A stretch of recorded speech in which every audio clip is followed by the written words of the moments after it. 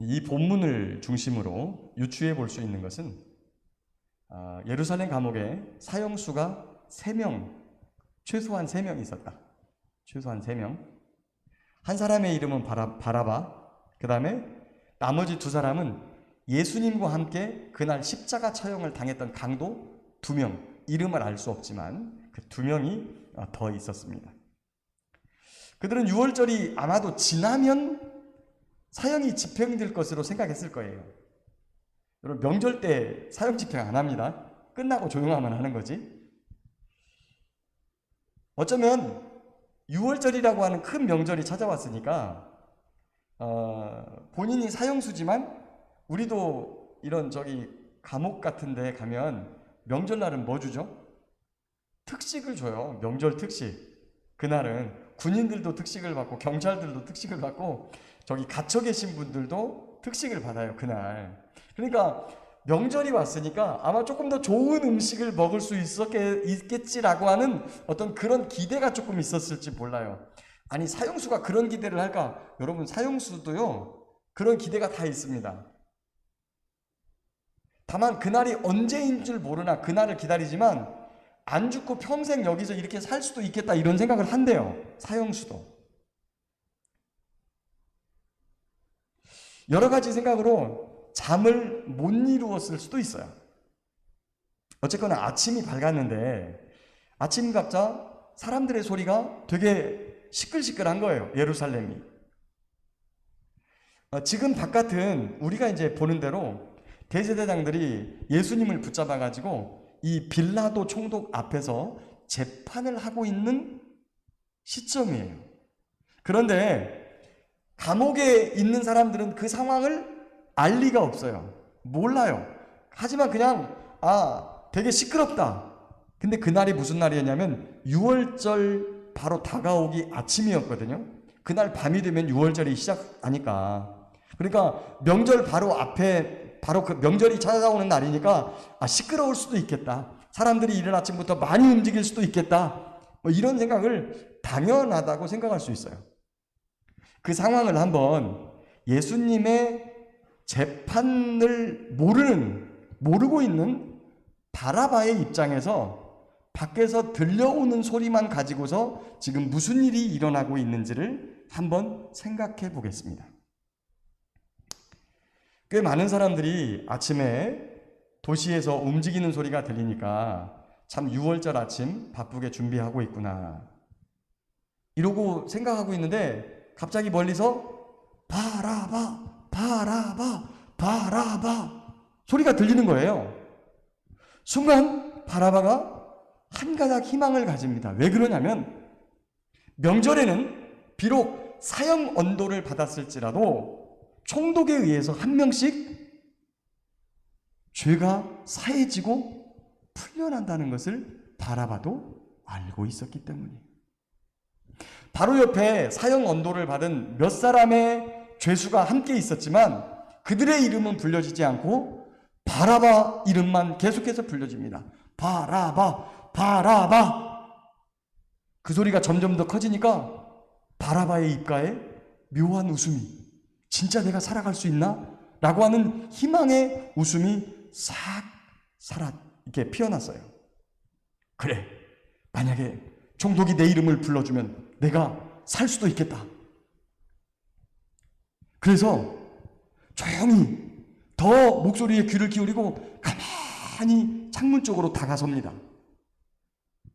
근데 갑자기 밖에서 들려오는 소리가 십자가에 못 박아라! 십자가에 못 박아라! 순간 바라바의 안색이 창백해졌죠. 혹시나 자기가 석방될 수 있을까라고 하는 기대를 잠깐이라도 가졌는데 자신을 십자가에 못 박으라고 외치는 그 소리에 그만 털썩 주저앉았습니다. 그동안 살아왔던 일이 주마등처럼 흘러갔지요.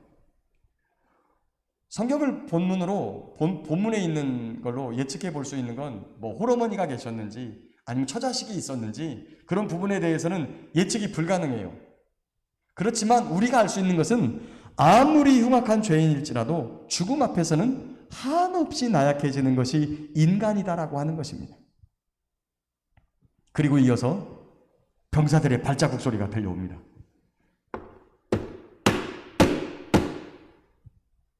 쿵쿵쿵쿵 들려오는 그 소리가 마치 지진과 같이 들려와요.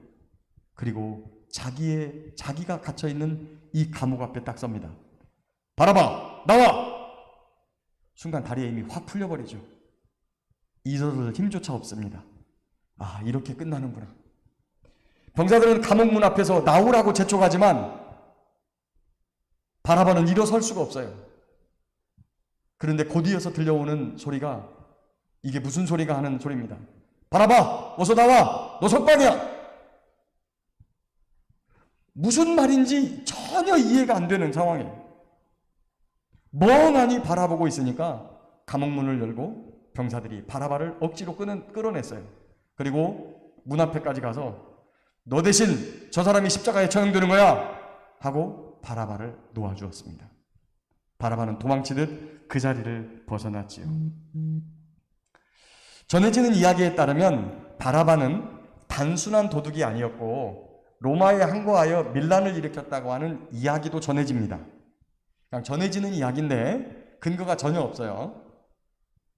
또 그의 풀네임, 요 바라바라는 이름 앞에 이름이 하나 더 들어가는데 무슨 이름이 들어가느냐? 예수와 바라바였다고 합니다. 17절에 그래서 빌라도가 묻길래 빌라도가 뭐라고 묻냐면 빌라도가 내가 누구를 놓아주랴? 바라바냐? 그리스도라고 하는 예수냐? 이게 무슨 얘기냐면 바라바 앞에도 예수와라는 이름이 붙어 있으니까 예수와 바라바? 그리스도 바라바, 아니 그리스도 예수와. 그러니까 우리가 흔히 야 바라바야 예수야 이렇게 하면 될 걸 가지고 왜 굳이 총독이 그리스도라고 하는 예수야 라고 하는 표현을 썼던 이유는 바라바라고 하는 이름 앞에 예수와라고 하는 이름이 붙어 있었기 때문이다. 이렇게 전해지는 이야기, 전생되는 이야기가 있습니다. 그러니까 우리나라로 말하면 이런 거죠. 야 철수 바라바야 아니면 그리스도라고 하는 철수야 이렇게 이런 거죠. 똑같은 이름이 들어가 있으니까 구분하기 위해 불렀다. 그렇다면 참 재밌는 일이죠. 왜 그러냐면 예수님이 누구십니까? 하나님이신데 인자로 오셨어요. 사람의 아들로. 하나님이 사람의 아들로 이 땅에 오셔서 누구를 구원하시느냐? 하나님의 자녀들인 이 땅의 인자들을 구원하러 오셨다라고 하는 개념이 우리의 구원 개념이에요. 예수님이 사람이 돼서 사람인 죄인을 구원하러 하나님의 자녀인 사람을 구하러 오셨다라고 하는 것이거든요. 그런 의미가 정말 폭발적으로 증폭되는 장면이라고 볼 수 있어요. 어쨌든 중요한 것은 그리스도이신 예수님이 아니 왕이신 하나님이 죽으면서 죄인, 그것도 흉악하고 소문난 죄인이 살아나게 되었다는 것입니다. 세상은 죄를 어떻게 취급하죠? 저 사람은 큰 죄인, 저 사람은 그럴 수도 있는 죄인 이렇게 따지나 성경에서는 죄인을 동일하게 취급합니다. 죄는 딱 짓는 순간 전부 다 하나님에게서 끊어지는 죽음을 맛보게 되는 거예요. 바라바는 창조주이시며 왕이신 성자 하나님이 죽으면서 다시 자신의 생명을 얻게 된 사람이고 그런 의미 속에서 저와 여러분도 똑같이 예수님이 죽으시면서 죄인인 우리가 생명을 얻게 된 것이지요. 두 번째 살펴보고 싶은 사람은 강도들입니다. 본문에는 강도가 똑같이 44절에 보니까 함께 십자가에 못 박힌 강도들도 이와 같이 욕했다라고 표현하고 있습니다. 그러나 누가복음은 조금 다르게 표현하고 있습니다. 누가복음 23장 39절 이하를 보면 이렇게 말합니다. 달린 행악자 중 하나는 비방하여 이르되 네가 그리스도가 아니냐? 너와 우리를 구원하라. 그러니까 이 사람은 이 본문 44절과 똑같이 예수님을 욕한 사람이에요. 그런데 40절에 하나는 그 사람을 꾸짖으면서 이르되 네가 동일한 정죄를 받고서도 하나님을 두려워하지 않느냐? 우리는 우리가 행한 일에 상당한 보응을 받는 것이니 당연하거니와 이 사람이 행한 것은 옳지 않은 것이 없느니라. 이 강도가 예수님이 행한 일에 대해서 알고 있다는 거예요. 누군가 들었겠죠. 그러나 그 자리에 가지 못하고 죄의 자리에 함께 있다가 그날 사형 집행이 되었던 죄수 중에 한 사람이었던 겁니다. 그러면서 그 사형 집행을 당하는 그 현장에서 죄를 지어서 아마도 살인했을 겁니다. 강도짓을 했을 겁니다. 사람들이 말할 때 어떻게 그럴 수 있나 라고 혀를 내두를 만한 그런 죄를 지었을 겁니다. 그런데 그가 예수님을 향해서 이렇게 말합니다. 예수여, 당신의 나라에 임하실 때 나를 기억하옵소서. 당신의 나라에 임하실 때에 나를 기억하옵소서. 살인자가, 도둑질한 사람이, 강도가 예수님을 향해서 자비를 간청하고 있는 것입니다. 그러자 예수님께서 이렇게 말합니다. 내가 진실로 네게 이르노니 오늘 네가 나와 함께 낙원에 있으리라. 할렐루야. 얼마 전 제가 새벽기도 시간에 하나님께서 용서하지 못할 사람은 없다라고 하는 제목으로 말씀을 전한 적이 있어요. 우리가 볼 때는 흉악스럽고 정말 지저분하고 더럽고 손가락질 받을 만하고 할 만하고 다시는 용서하지 못할 만한 죄 같으나 우리 주님께서 품지 못할 사람은 아무도 없습니다. 강도는 그날 십자가에 못 박혀 죽으시면서 온 인류를 구원하시는 예수님 곁에서 당신의 나라에 임하실 때 나를 기억하옵소서라고 하는 믿음의 고백을 통하여 네가 오늘 나와 함께 낙원에 있을 것이라고 하는 구원을 약속받은 줄 믿습니다. 우리 주님은 왕이십니다. 왕이 자기 백성을 향해서 내가 죄를 용서해 줄게 하면 못할 사람이 없어요. 지금 대통령제입니다. 민주주의 국가예요. 그럼에도 불구하고 대통령이 사면장을 발부하면 어떤 죄를 지은 사람도 그 죄가 없어집니다. 대통령이 그런 권한이 있어? 예, 우리나라 대통령이 그런 권한이 있습니다. 그래서 8.15 특사, 그 다음에 또 명절 특사 해가지고 죄를 탕감하고 용서해서 방면하는 거예요. 왕이 그런 권한이 있다는 거예요. 우리 주님의 나라에서는 오직 우리 구주 예수님이 그런 권한과 능력이 있습니다. 그 주님 앞에 나아가서 죄를 고백하고 용서받으며 새 삶을 살고 영생을 살아가는 저와 여러분 모두가 될 수 있기를 예수님의 이름으로 축복합니다. 51절 이하에 보면 예수님이 죽으시고 나서 성소의 휘장이 갈라집니다. 우리가 잘 아는 사건이죠. 여러분, 이 성소는요 단순한 천이 아니에요. 단순한 천도 사람의 손으로 찢기도 어렵고 저절로 찢어지는 건 더더욱 어려운데 성소의 휘장은요 굉장히 두껍습니다. 이렇게 두껍습니다. 이거 뭐 기구를 가지고 잘라도 쉽게 잘리지 않습니다. 왜 그러냐면 그것이 전부 다 양털 같은 걸로 한 올씩 하나씩 다 이렇게 엮어가지고 짰기 때문에 정말 잘 잘라지지 않습니다. 그런데 예수님이 숨을 딱 거두는 순간 휘장이 딱 갈라지고 지성소로 가는 문이 쫙 열립니다. 그 지성소 안에는 법궤가 있고 법궤 위에 하나님께서 계시다는 시은좌가 있죠. 은혜를 베푸시는 장소. 예수님의 십자가의 죽음이 왕이신 하나님께로 나아가는 길을 완전히 열어놓았습니다. 그래서 우리가 담대히 보좌 앞에 나갈 수 있는 것이죠. 또 하나는 땅이 진동하며 바위가 터지고 무덤들이 열리며 자던 성도의 몸이 많이 일어나되 예수의 부활 후에 그들이 무덤에서 나와서 거룩한 성에 들어가 많은 사람에게 보이니라. 저는 이 부분을 처음에는 잘 이해를 못했어요. 이게 부활 아닌가? 근데 왜 예수님이 부활의 첫 열매시지? 이거 부활했는데? 근데 이거는 부활한 게 아니고요. 다시 살아난 거예요.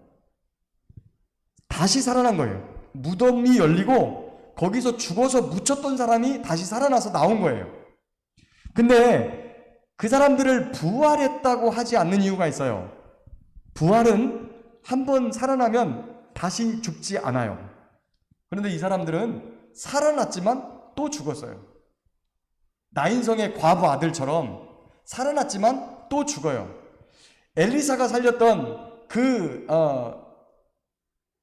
아들처럼 살렸지만 또 죽어요. 회당장 야이로의 딸처럼 죽었지만 예수님께서 다시 살려내셨어요. 근데 또 죽어요. 이건 부활이 아니에요. 또 죽는 건 부활이 아니에요. 부활은 예수님처럼 영원히 사는 거예요. 영원히. 예수님이 부활의 첫 열매세요. 그리고 나중에 성도들이 다시 부활할 날이 있습니다. 그때가 언제입니까? 그때가 우리 첫 번째 부활은 예수님께서 재림하시기 직전에 이 땅의 맨 마지막 두 증인 사역이 있습니다. 요한계시록 보면 그 두 증인들이 예수님 오시기 직전에 붙잡혀 죽어요. 죽어가지고 사흘 반 동안 시체를 땅에다 묻지 않고 그냥 매달아 놓습니다. 그런데 주님께서 그에게 생기를 불어넣어가지고 다시 살려가지고 예수님 자가용을 보내죠. 구름 자가용을. 그래서 구름 타고 하늘로 올라가 버립니다. 이게 부활입니다. 그리고 그분들이 다시 이 땅에 내려옵니다. 철장 권세를 가지고 예수님과 함께 와서 이 땅을 때려 부시고 그리고 다시 이 땅을 다스리는 왕의 권세를 가지고 계시죠. 그 두 증인이 누구냐? 바로 첫 번째 부활자들이에요. 나머지는 나중에 백보좌 앞에서 심판받기 직전에 악인이건 선인이건 의인이건 죄인이건 다 함께 부활합니다.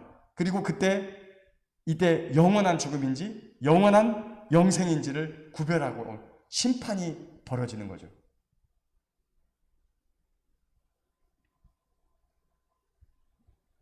백부장이 예수님 돌아가시는 이 장면을 지켜보았던 백부장이 예수님을 향해서 이렇게 고백합니다. 그는 진실로 하나님의 아들이었도다. 사랑하는 성도 여러분, 저와 여러분이 하나님을 누구라고 부르죠? 아버지라고 부릅니다. 그러면 저와 여러분이 누군가예요? 하나님의 아들, 딸인 거예요. 우리의 마지막 죽음이 어떠해야 되는지 우리 자신들이 잘 생각해 보아야 됩니다. 그냥 병들어서 호롱호롱 하다가 죽어야 될지, 아니면 사람들과 일반적인 똑같은, 우리도 일반적인 죽음을 다 죽어요. 그러나 믿음을 가지고 끝까지 견디어 나가면서 그 하나님의 자녀로서의 정체성을 잃지 않는, 예수님은 자신을 저주하고 자신을 향해서 욕을 퍼붓는 자들을 향해서 똑같이 그들을 저주하거나 그 다음에 그들에게 욕을 퍼붓지 않았어요. 오히려 아버지요, 저들이 알지 못하기 때문에 그러니까 저들의 죄를 용서해달라고 그렇게 말씀하셨어요. 저와 여러분도 저와 여러분의 마지막의 삶 가운데에서 하나님의 자녀로서의 존귀와 품위가 있는 복된 믿음의 모습으로 하나님 곁에 갈 수 있기를 간절히 바라고 소망합니다. 예수님 마지막 곁에 가 있는 사람들이 있었습니다. 제자들은 사도 요한 딱 한 분이었고 나머지는 전부 다 여자분들이었습니다. 56절에 보니까 막달라 마리아, 또 야고보와 요셉의 어머니 마리아와 또 세베대의 아들들의 어머니도 있더라. 거기 보면 야고보와 요셉의 어머니라고 돼 있죠. 이 야고보와 요셉의 어머니가 누구예요? 야고보가 따라갔고 요셉의 어머니가 아니라 야고보와 요셉의 어머니는 예수님의 육신의 어머니였던 마리아였습니다. 마리아를 좀 그렇게 표현한 거예요. 그 다음에 세베대의 아들들의 어머니도 있더라. 그렇게 돼 있고요. 그 다음에 거기 보니까 저물었을 때 아리마대 부자 요셉이 예수님의 시체를 달라고 빌라도에 가서 청구하는 장면이 나옵니다. 그리고 자기 속에 자기를 위하여 자기 무덤을 새로 판 거기다가 예수님을 갖다 놓고, 이 본문에 언급되어 있지 않은데 한 분이 더 있습니다. 요한복음 3장 보면 니고데모라고 하는 분이 있죠. 사실은 이분은 굉장히 나이가 많습니다. 당시에 70이 넘었던 것으로 보이는데요. 산헤드린 공회 의원으로 존경받는 분이셨습니다. 근데 그분이 예수님이 죽으셨다는 소식을 듣고 침향 섞은 것을 100근쯤 가지고 왔어요. 당시 침향 100근이면요. 침향 한 근이 황금보다도 더 값어치 있는 것이었다고 합니다. 금보다도 더 값어치 있는 그거를 다른 사람 시키지 않고 본인이 직접 등에다가 메고 예수님의 장례를 위해서 나오는 그런 장면들을 볼 수 있습니다. 예수님의 마지막을 지킨 사람들은 정말 신실하신 분들이었죠. 그리고 때로는 사람들의 눈이 두려워 한밤중에 예수님을 찾아왔던 니고데모도 있었고, 자기가 예수님의 제자라는 것을 숨기고 있었던 요셉, 아리마대 사람 요셉도 있었지만, 그들은 예수님의 죽음 앞에서 그분이 바로 왕이시고 그리스도인 것을 사람들에게 거침없이 나타냈습니다.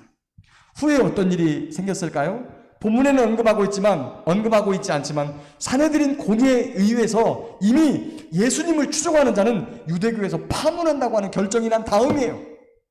그러면 예수님을 안다고 하는 자체, 예수님을 따랐다고 하는 예수님의 제자라고 하는 것이 밝혀지면 그 순간부로 모든 부귀 영화와 세상의 권위를 다 내려놓아야 됨에도 불구하고 그들은 예수님을 따라가는데 주저하지 않았던 분들입니다. 왜 그러냐면 예수님이 진정한 왕이시기 때문이죠. 62절 한번 보겠습니다. 자, 그 이튿날은 준비일 다음 날이라. 이게 무슨 말이에요? 그 이튿날은 준비일 다음 날이라. 준비일 다음 날이 뭐예요? 너무나 쉬운 단어 한 단어가 있는데 어렵게 이렇게 썼어요. 쉬운 단어가 뭡니까? 안식일이다 쓰면 돼요. 그냥 그 다음 날은 안식일이다. 그런데 안식일이라는 단어를 빼고 준비일 다음 날이라고 하는 단어를 여기에다가 썼습니다. 왜 그럴까요? 참 안식. 참 안식은 예수님께서 우리에게 주시는, 예수 그리스도를 통해서 구원 얻는 것이 참 안식이고 그 안식이 영원한 안식으로 연결되어 있다는 것을 이 성경이 강조하기 위해서 이렇게 쓴 거예요. 우리의 영원한 안식을 위해서 예수님께서 십자가에서 죽으셨기 때문에 육신으로 지키는 안식일은 이제 아무런 필요가 없다라고 하는 것을 말하는 거예요, 이게. 근데 지금도 예수님 죽으신 지 2000년이 됐는데 지금도 안식일 지켜야 된다고 토요일 날 예배 안 하면 이단이라고 하면서 빠둑빠둑 우기는 사람이 있죠. 재칙 안식일 재림교회, 안식교인, 그 다음에 안상홍 정인회, 신천지, 다 그 무리들이에요. 그러니까 성경을 이런 부분들에 대해서 저희가 유념해서 보지 않기 때문에 그런 결론을 낸다는 것이죠. 참, 그리고 특이하게도 예수님께서 부활한다는 이야기를 기억하고 있는 사람들이 있었어요.